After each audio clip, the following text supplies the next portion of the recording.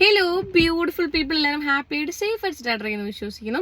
അപ്പം നമ്മൾ ഇന്നലെ ഓൾറെഡി ഒരു വീഡിയോ അപ്ലോഡ് ചെയ്തിട്ടുണ്ടായിരുന്നു അബൌട്ട് ദിസ് ഇഷ്യൂ. നമ്മളെ ഫസ്മിന സാക്കിറും അതുപോലെ തന്നെ ലലൂംബി, ഓൻ്റെ പേരെനിക്കൊന്ന് ഷാക്കിയാണെന്തോ ആണ് ആളുടെ പേര് വരുന്നത്. വാട്ട് എവർ ഇറ്റ് ഇസ്, ആൾക്കാർക്കൊക്കെ ലലൂംബി എന്നാണ് അവനെ അറിയുന്നത്. അപ്പൊ ആളുടെ ആ ഒരു ഇഷ്യൂ നമ്മൾ ചർച്ച ചെയ്തിട്ടുണ്ടായിരുന്നല്ലോ. പുതിയതായിട്ട് ഞാൻ ഒന്നാമത് ഇവരെ വീഡിയോസ് ഒന്നും ഞാൻ കാണാറില്ല. ഐ മീൻ ലോങ് വീഡിയോസ് ഇവരുടെ യൂട്യൂബ് പ്രൊഫൈലിൽ ഇടുന്ന പ്രാങ്ക് ആവട്ടെ അല്ലെങ്കിൽ അതുപോലെയുള്ള വീഡിയോസ് ഒന്നും ഞാൻ കാണാറില്ല. ഒന്നാമത് ഞാൻ ആളുടെ ഒരു സബ്സ്ക്രൈബറോ കാര്യങ്ങളോ ഒന്നുമല്ല. അപ്പം ഈ ഒരു ഇഷ്യൂ വന്ന സമയത്താണ് റിയാക്ഷൻ വീഡിയോസ് ചെയ്യുന്ന ഒരുപാട് ആൾക്കാർ ഇവരെ മുന്നേ ചെയ്തിട്ടുള്ള കുറച്ച് വീഡിയോസിന്റെ ഭാഗങ്ങൾ Q&A ആവട്ടെ, അതുപോലെ തന്നെ പ്രാങ്ക് ചെയ്ത വീഡിയോസിന്റെ ഒക്കെ കുറച്ച് കട്ടായിട്ടുള്ള ഭാഗങ്ങൾ വെച്ചിട്ട് വീഡിയോ ചെയ്യാൻ ഇപ്പം ഒരുപാട് റിയാക്ഷൻ വീഡിയോസ് ചെയ്യുന്ന ആൾക്കാർ ചെയ്തിട്ടുണ്ട്. അപ്പൊ അതിൽ നിന്ന് മനസ്സിലാക്കാൻ പറ്റിയിട്ടുള്ള ഒരു കാര്യം എന്താണെന്ന് വെച്ച് കഴിഞ്ഞാല്, ഈ പറയുന്ന ഫസ്മിന ആണെന്നുണ്ടെങ്കിലും നമ്മുടെ ലല്ലൂംബി ആണെന്നുണ്ടെങ്കിലും ഭയങ്കര ഇമ്മെച്യൂർഡാണ് രണ്ടാളും. അവരുടെ ഏജ് എനിക്കറിയില്ല, നമ്മളൊരു ഏജ് വെച്ചിട്ടല്ല മെച്യൂരിറ്റി മെഷർ ചെയ്യേണ്ടത്. എന്നാൽ പോലും രണ്ടാളും ഇമ്മെച്യൂർഡാണ്, ഹൈലി ഇമ്മെച്യൂർഡ് ആയിട്ടുള്ള ആൾക്കാരാണ്. ഇവരുടെ പ്രാങ്കിൽ കൂടിയാണെന്നുണ്ടെങ്കിലും നമ്മുടെ ലല്ലൂംബി നൈസായിട്ട് ഫസ്മിനോട് പറഞ്ഞിട്ടുണ്ട്, നിന്നെ എനിക്ക് മടുത്തു, എനിക്കറിയാത്ത പ്രായത്തില് കല്യാണം കഴിച്ചു പോയതാണ്, നിന്നെ പെട്ടുപോയതാണ്, ഞാനൊരു കോഴിയാണ്, ഞാൻ സമ്മതിക്കുന്നു, എനിക്ക് നേരിട്ട് സംസാരിക്കാനുള്ള ധൈര്യം ഇല്ലെങ്കിൽ പോലും ഓൺലൈനിൽ കൂടെ എങ്ങനെയെങ്കിലുമൊക്കെ ആയിട്ട് ഞാൻ ആൾക്കാരെ വളച്ചെടുക്കാനുള്ള കഴിവ് എനിക്കുണ്ട് എന്നൊക്കെ നമ്മുടെ ലല്ലൂംബി ഇവരുടെ Q&A സെക്ഷനിലും ഒക്കെ വന്നിരുന്ന് പറയുന്നുണ്ട്. വലിയ എന്തോ കാര്യം പോലെ. ഫസ്മിനക്ക് അത് അറിയാം. ഓക്കെ, ഫസ്മിനക്ക് ലല്ലൂംബിന്റെ ക്യാരക്ടർ ഇതാണ് എന്നുള്ളത് അറിയാം. എന്നിട്ടും ചിലപ്പോ ഇനിയിപ്പം ആളുടെ പേര് ഞാൻ പറയുന്നില്ല, കാമുകനോടുള്ള വൈരാഗ്യം തീർക്കാൻ വേണ്ടി, അല്ലെങ്കിൽ അതാ നീ പോയി കഴിഞ്ഞാലും എന്റെ പിന്നാലെ വരാൻ ചെക്കന്മാരുണ്ട്, അങ്ങനെ കാണിക്കാനാണോ എന്നുള്ളത് നമുക്കറിയില്ല. അങ്ങനെ ഇപ്പൊ കാണിച്ചിട്ട് ഇപ്പൊ എന്താ സംഭവിച്ചേ?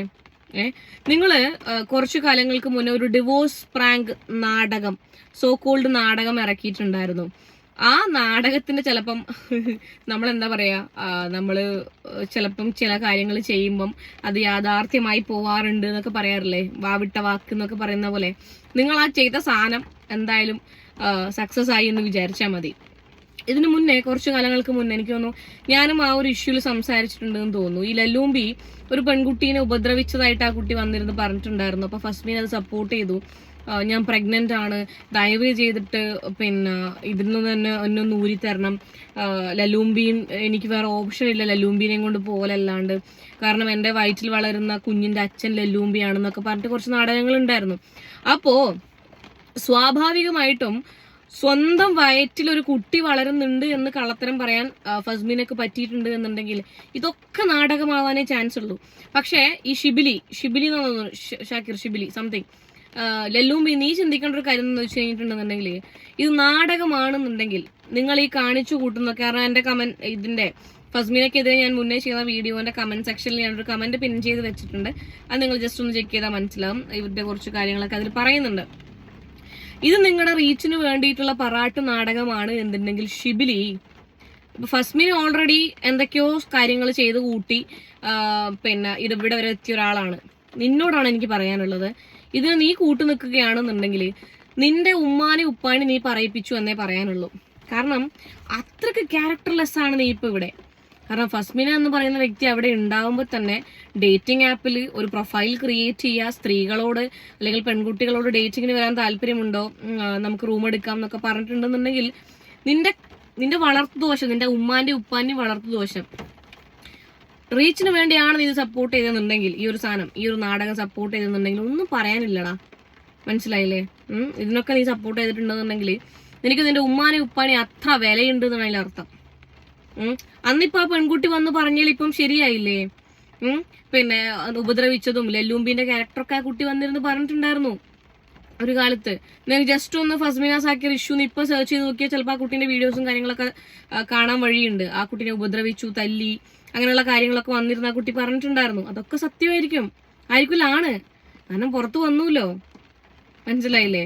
എന്തു തന്നെ ആവട്ടെ, ഈ പറയുന്ന പോലെ ഫസ്മിന സാക്കിർ നിങ്ങളുടെ, കാരണം എന്റെ കമന്റ് ബോക്സിൽ ആരോ വന്ന് പറഞ്ഞിട്ടുണ്ടായിരുന്നു റീച്ചിന് വേണ്ടിയാണ് ചെയ്യുന്നത്, കാരണം എൻ്റെ അടുത്തും പറഞ്ഞിട്ടുണ്ടായിരുന്നു ഈ പറയുന്ന ആൾക്ക് ലല്ലൂമ്പിക്ക് മെസ്സേജ് അയക്ക്, ഇങ്ങനെ മെസ്സേജ് അയക്ക്, അപ്പൊ അവൻ എന്താ റിപ്ലൈ തരുന്നത് നോക്ക്, എന്നിട്ട് അത് സ്ക്രീൻഷോട്ട് എടുത്ത് എനിക്ക് അയക്ക്, അല്ലെങ്കിൽ ഇൻസ്റ്റാഗ്രാം അക്കൗണ്ട് താ, ഞാൻ മെസ്സേജ് അയക്കാം, പേടിക്കണ്ട, ഞാൻ ഒന്നും ചെയ്യില്ല, ഇൻസ്റ്റാഗ്രാം അക്കൗണ്ട് എനിക്ക് കിട്ടേണ്ട സ്ക്രീൻഷോട്ടുകളൊക്കെ കിട്ടിക്കഴിഞ്ഞാൽ ഞാൻ തിരിച്ചു തരാം എന്നുള്ള രീതിയിലൊക്കെ ഈ ഫസ്മിന സാക്കിർ സംസാരിക്കും. എന്താ ഇത്?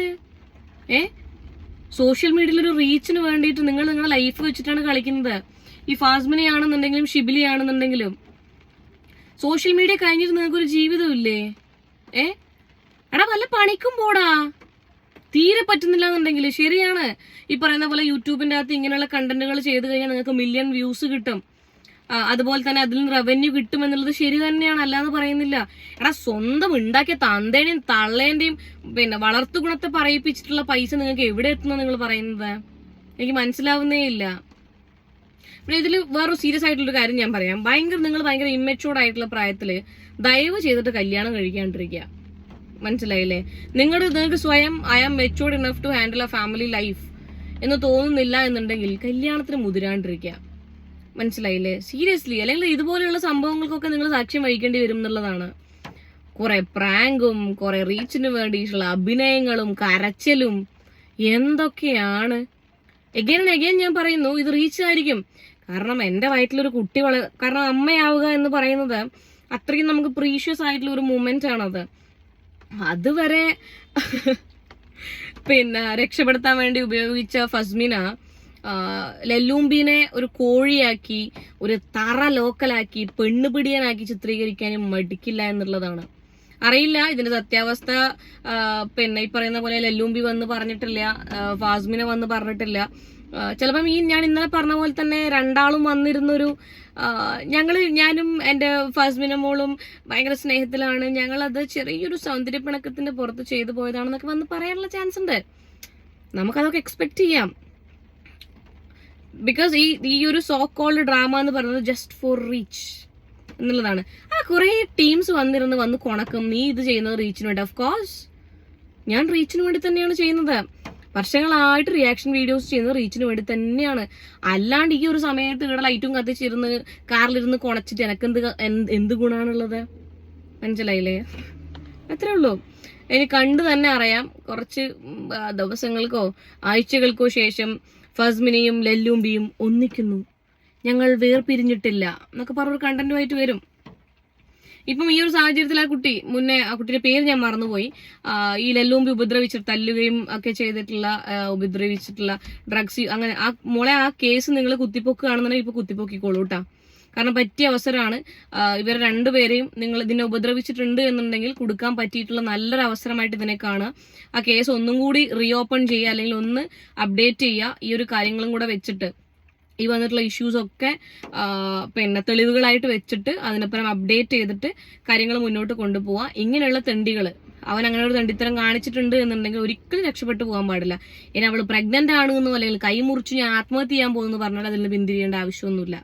മനസ്സിലായില്ല? ഉപദ്രവിച്ചിട്ടുണ്ട് എന്നുണ്ടെങ്കിൽ വാട്ട് എവർ ഇറ്റ് ഇസ്. പിന്നെ ഈ പറയുന്നത് പോലെ എന്താ പറയാ, കർമ്മ ഇസ് എ ബിച്ച് അല്ലേ? എല്ലാം എപ്പോഴും പ്രാങ്ക് അല്ല, എല്ലാം എപ്പോഴും റീച്ച് അല്ല എന്നുള്ളത് ആരെങ്കിലുമൊക്കെ ഈ ഒരു സിറ്റുവേഷനിൽ മനസ്സിലാക്കുകയാണ് എന്നുണ്ടെങ്കിൽ നല്ല കാര്യം.